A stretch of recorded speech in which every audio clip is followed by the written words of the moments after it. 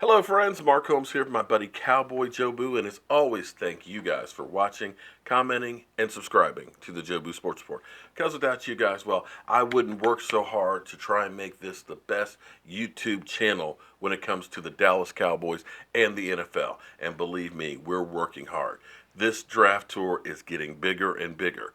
You know, they always say that we're bandwagon fans. Forget the bandwagon. I'm saying jump on the RV because we're headed to the draft for Dallas. We know that Law Nation is going to be on board. We know that Foots, Cowboys Nation, will be on board. And lo and behold, we may even have Shango as part of this thing. You got to get on to the Joe Boo RV that's headed for draft. But anyway, I know a lot of you guys pay attention to everything that goes on. You guys notice things that I don't even notice in things. And I'm betting for sure that you guys notice that Redskin helmet right there. And you're saying, what the F? Is he rooting for the Redskins? We know he's from Virginia, close to the Washington Redskins. No. Been here all my life. Never once, not once, rooted for the Washington Redskins. I had the opportunity to be in Joe Gibbs's box. All I had to do was root for the Redskins against the Dallas Cowboys. Turn that down. But if you look hard, because that's the problem, we just kind of glance over things. We don't really dig deep. But if you look hard, you'll notice something. The Chief is going like this. That's right. The Chief is covering his face. That's right. You have to when you're a Washington Redskin fan. Because when you look at some of the things that they do, you have to shake your head. And not to say that my Cowboys are perfect, because we certainly aren't.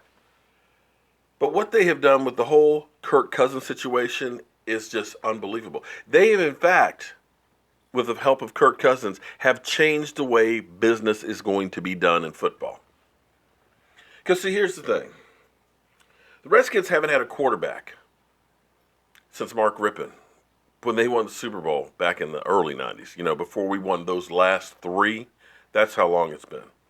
And they have gone through some stiffs from Heath Schulers and, you know, everything else. They gave up 3 number ones and a second for an RG3. And it seems like they're always making the wrong moves. I mean, they're the team that signed Albert Haynesworthless to a $100 million contract. They signed Primetime after his prime. But what they've done with Kirk Cousins' situation is still unbelievable to me. I mean, let's think about this. They have literally gone through tons of quarterbacks. Over and over. I mean, the Jason Campbells, the Heath Schulers. And they finally luck out and they get a good one, a franchise quarterback in the 4th round. And they still screw it up.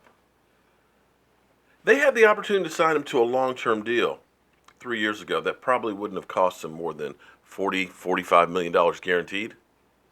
Basically what they paid him the last 2 years, and end up with nothing in return. Because they did what nobody else ever did. Okay, you franchise tagged the quarterback because you weren't sure if he was the guy.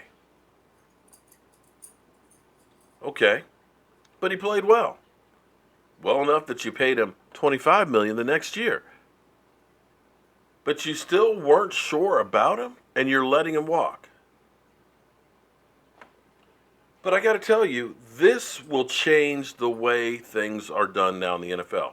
And in fact, it has already started today. Because used to be, when a guy was franchise tagged, man, they were tagged kicking and screaming. They were pissed off. You had guys that were saying they would hold out because they didn't want to be tagged. It was an insult to be franchise tagged. Are you kidding me? You're not going to give me long-term security? F you. I don't want this. I'll show up late to camp then. They didn't want it. That is until Kirk Cousins did it. Because here's the thing. When you're franchise tagged, you're getting the average of the top 5 players at your position. Great money. But it's only for a 1-year deal. There's no security on that. You'll get paid for that year, but if you get hurt and can't play again, you're done. You don't have a contract next year. If you underperform, they don't have to re-sign you. And maybe the next team looks at you and say, hey, you got $15 million last year. You're going to get the veteran minimum this year because you stunk. But Kirk Cousins gambled on himself not once but twice. Took home $45 million in those 2 years. And now stands to reason to get $25 to $30 million a year now. But I can guarantee you that Kirk Cousins won't sign a deal longer than about 2 or 3 years. He actually likes rolling the dice. Because in the end, he can win. How does that relate to our Dallas Cowboys and future business? Demarcus Lawrence has been talking about being tagged, wanting to be tagged. He says he was good to be tagged. The Cowboys want to work out a long-term deal because it's in their best interest, because then they can reduce that cap number. But Demarcus Lawrence literally just said, I'm going to break the bank next year.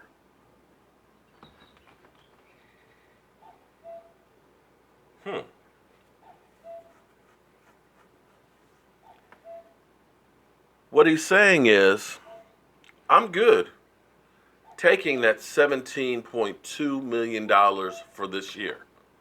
Show me that money. I'm going to play so good that you're going to have to franchise tag me again next year and pay me even more than that $17 million. And what you're going to start seeing is a lot of players start thinking, you know what? This doesn't sound quite so bad. That means I'm going to get the top 5 money as a pass rusher, as a quarterback, as a wide receiver. Definitely for this year. And if I play the way I know I'm going to play, they're going to have to pay me that again. And if they don't want to pay me that, guess what? There will be somebody else who will. And that's what Kirk Cousins did. He said, you know what? Do I really want to be a Washington Redskin for my whole career? I have done everything they've asked. I've lived in the shadows of RG&E. I've been a good soldier, a good camper, and I bought my time, so when I was ready to play, I played. I played above and beyond expectations.